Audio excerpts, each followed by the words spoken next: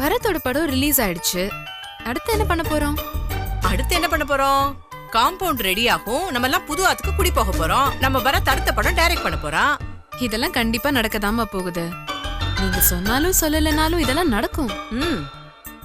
ஆனா முக்கியமா நம்ம இன்னொரு விஷயத்த பத்தி பேச வேண்டியிருக்கு. மறந்துட்டீங்களா? அது எப்படி பூஜா நான் மறப்பேன்? படம் ரிலீஸ் ஆகட்டும். நீ, நான், லாலா மாமா, எங்க ஆத்துக்கார் 4 பேரும் லலிதா மாமிய பார்த்து பரத்துக்கு உமாவை பொண்ணு கேட்போம். சரியா? இதத்தாமா நான் எதிர்பார்த்தேன். இனிமேலும் தள்ளி போடுறது நல்லா இல்ல. உமாவும் அப்படி இப்படின்னு கல்யாணத்தை தள்ளி போட்டு பரத்காகவே காத்துக்கிட்டு இருக்கா.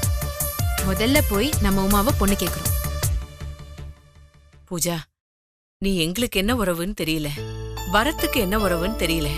ஆனா எப்பவும் எங்களை பத்தியே நினைச்சுண்டு எங்களுக்கு நல்லது பண்ணிட்டே இருக்கியேம்மா. என்னம்மா நீங்க என்ன உருவனே தெரியலன்னு சொல்லிட்டீங்க. வார்த்தைக்கு வார்த்தை ஏன் பொண்ணுன்னு சொல்லிட்டு இப்ப பிரிச்சு பேச ஆரம்பிச்சிட்டீங்களா? சிச்சி, எப்பவுமே நீ என் பொண்ணுதாம்மா. இந்த ஜென்மத்துல மட்டும் இல்ல, இன்னும் எத்தனை ஜென்மம் எடுத்தாலும் நீ என் பொண்ணா வந்து என் வயித்துல பிறக்கணுமா. எங்க எல்லாருக்கும் நல்லது பண்ணிட்டு இருக்க. நாங்க எல்லாரும் நன்னா இருக்கணும்னு நீ நினைக்கிற. உனக்கு ஒரு நல்லதுமே நடக்கலன்னு நினைக்கிறப்போ என் மனசுக்கு ரொம்ப கஷ்டமா இருக்குமா. என்னம்மா நீங்க கவலைப்படாதீங்க. நீங்க எல்லாரும் பிரியப்படுற மாதிரியே எனக்கு நல்லது நடக்கதான் போகுது.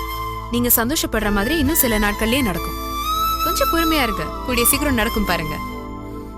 எல்லா கேள்விகளுக்கும் பதில் இருக்கு. எல்லா பாதைகளுக்கும் முடிவு இருக்கு. என்ன பூஜா தத்துவம் எல்லாம் பேசுற? தத்துவன்றது தனி மனித வாழ்க்கையில இருந்து பிரிச்சு பாக்குற விஷயம் இல்லம்மா. நம்ம வாழ்ந்த வாழ்க்கையோட அனுபவம் தான் தத்துவமா வருது. ஆரம்பிச்சு வச்ச கடவுளுக்கு முடிச்சு வைக்கவும் தெரியும். நல்லதே நடக்கும் நம்புங்க. என்னமோ என்னென்னமோ பேசுற. எனக்கு புரிஞ்ச மாதிரி இருக்கு, புரியாத மாதிரி இருக்கு.